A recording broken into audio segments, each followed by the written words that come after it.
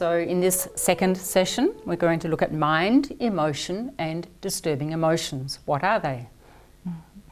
За энэ цуврал яриагаа үргэлжлүүлээд энэ хоёр дахь удаагийнх нь цувралаар бид нар бидний сэтгэл гэж юу юм бэ? Тэр сэтгэлд болж байдаг олон хөдөлгөөнүүд нь тэнцэлж донсолдог сайн муу элдв хөдөлгөөн юу юм бэ гэдгийг яриа. So whilst it's not easy to grasp exactly what mind is, it's an important topic to look at because we're talking about how emotions come from the mind, how they influence our mind. So what is mind? Сэтгэлийн талаар ойлгож ухаарахад одоо тийм хялбар биш ч гэлээ гэсэн бидний бүхэл сэтгэлийн хөдөлгөөн гэдэг юм чинь энэ сэтгэлтэйгээ холбоотой тэнд болж идэг юм болохоор чухам сэтгэл оюун гэж юу хэлээд байна вэ гэдгийг бид нар ойлгож мэдэх хэрэгтэй. So we can say that the mind is the part of us that thinks, that feels, that understands, that knows, that remembers, that plans. It's all functions of our mind. Тэгэхээр бидний юмсыг таних, мэдэж, ойлгож, ухаарч, мэдэрч, тийм ээ, ирээдүй хоочийг төлөвлөж, өнгөрсөн урдыг одоо санамж агуулж байдаг. Тэр бүх үйлдэлийг хийдэг бидний энэ одоо хүн гэдэг юмны нэгэн хэсэг маань бидний сэтгэл оюун байх нь. Our mind is not physical though, unlike our body, which is clearly easy for us to relate to, very tangible. The mind doesn't have one atom of materiality. There is no gender, there is no shape, there is no smell, there's no colour, there's no boundaries to mind. Nevertheless, it exists as the knower.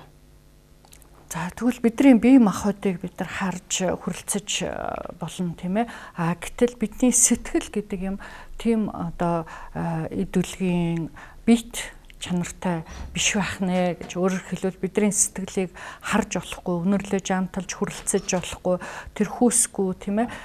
Тэгэхээр гэсэн хэдий ч гэлээ энэ оршихгүй гэсэн үг биш ээ гэж тийм ээ. Биднэрт сэтгэл оюун бий. And then the nature of mind is explained as being clear and illuminous. We often say like completely clear and spacious like the blue sky. Not the same, but like.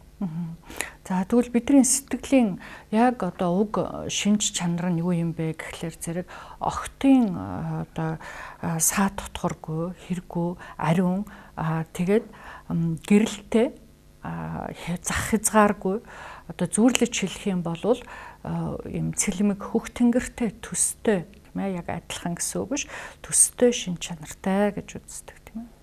Our mind is like a river of ever flowing moments. One after the other. And this moment of mind gives rise to the next moment of mind. So in this way we say the mind is beginningless and it's endless.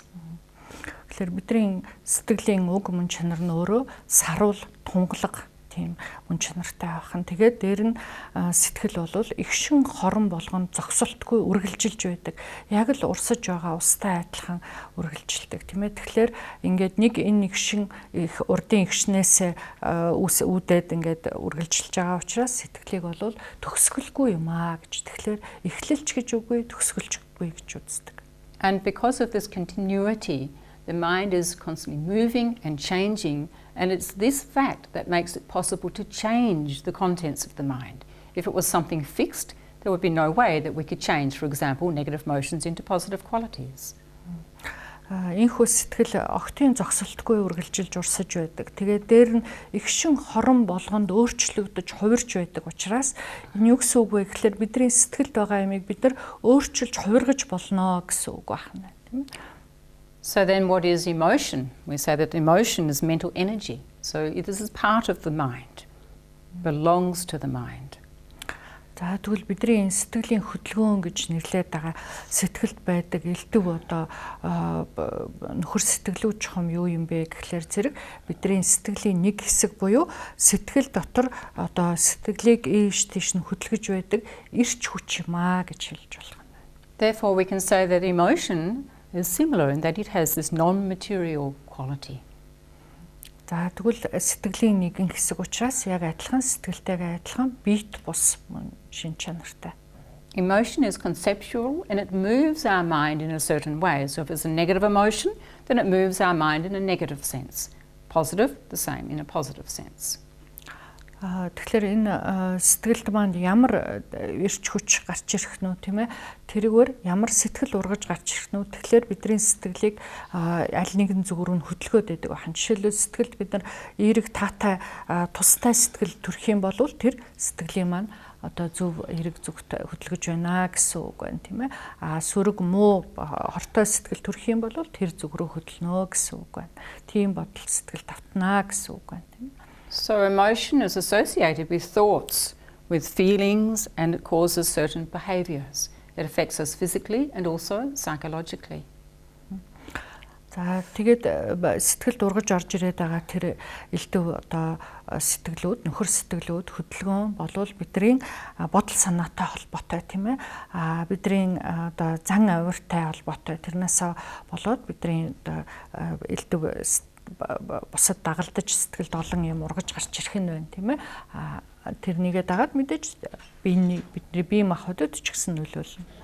And an important point about emotion is that it is impermanent, coming and going, not always present.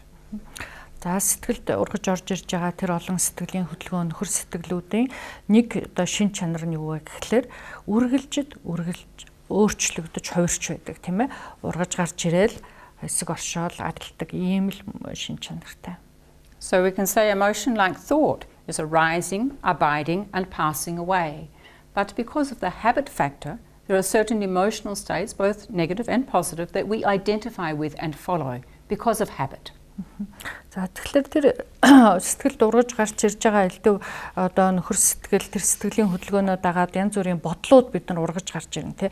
Гэтэл тэр ургаж гарч ирээл хэсэг хугацаанд байгаа л арилтыг юмыг бид нар нөгөө өөр хүн болгонд байдаг зуршлаасаа болоод бид нар юу гэж боддгоо гэхлээр энэ би юм байна. Ерөөсөө би ийм л бодол санаатай, ийм л сэтгэлтэй, би ийм хүн юм байна гэж өөртөөгөө хитрхи одоо өөрийгөө түүгээр тодорхойлоод байдаг гэсэн үг байна тийм ээ.